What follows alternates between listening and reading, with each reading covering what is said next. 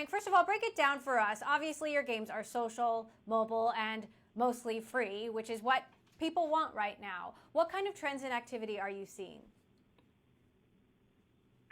Good afternoon, Emily. Yes, right now, as people are sheltering in place and dealing with the quarantine, they're really turning to games like never before. They're finding that games are incredibly engaging. It's a refuge from the stresses of the pandemic, but at the same time, and probably more importantly, it's a really compelling way to stay socially connected with friends and family. It's basically breaking down the social distancing that people are experiencing right now. Some of the trends that we saw was that in our first quarter, it really was more of a normal quarter in terms of performance. What happened towards the end of March is when you started to see the effects of the shelter in place start to occur.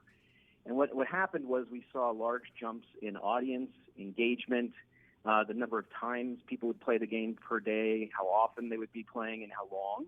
And that has carried into April very strongly. You're seeing a very large audience gain in April that is across the board, across all of our portfolios, and many of the game companies are experiencing this as well. As you mentioned, our games are free to play and largely driven by in-app purchasing, but we also have a sizable advertising business.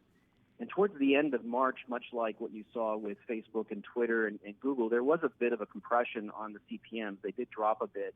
But fortunately, in the gaming business, we were able to offset some of those losses by extending the engagement curves of our games, and therefore we saw less of an impact in our advertising business than potentially more pure play networks.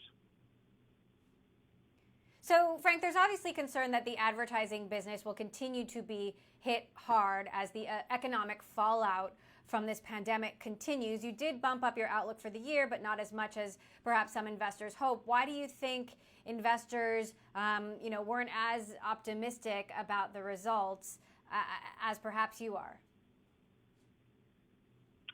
Well, I think if you look at how we guided the year for 2020, we recognize that the second half of the year still has a lot of uncertainty relative to economic downturn, how fast shelter in place is lifted.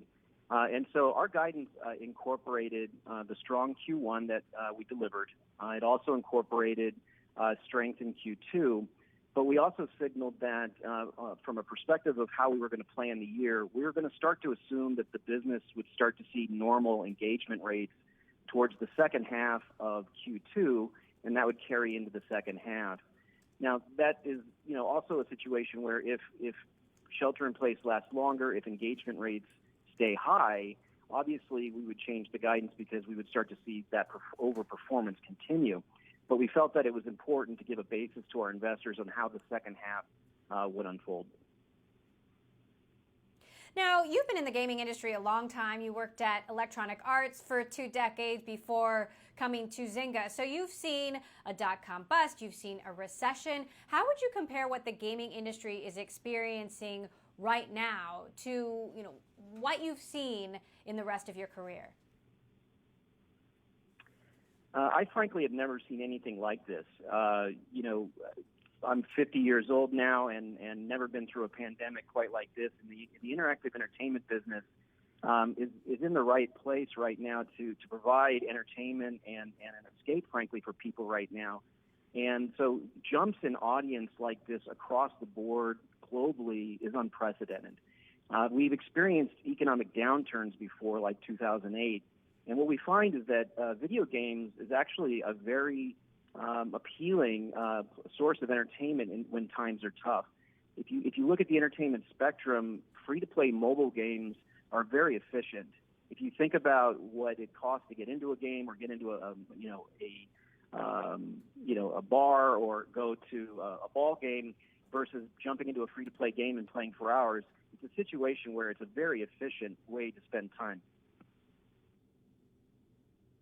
Now, you said on the earnings call you're considering making games for platforms beyond Snap. What other platforms are you considering, and could Zoom perhaps be one of them?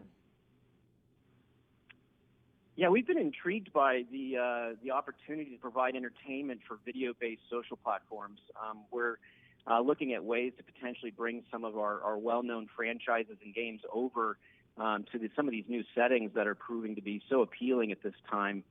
We really experienced a good run there with Snap on our Tiny Royale game. We're building more games for that platform. And I think one of the key parts of our strategy is to make sure that we're always looking at new emerging opportunities to reach audiences. New platforms are really ways to innovate new experiences, reach out to new audiences. And if you're not in a position to really capture new platform opportunities, you really run the risk of missing the next big transition. So at Zynga, we've really opened up the aperture in terms of our new product pipeline.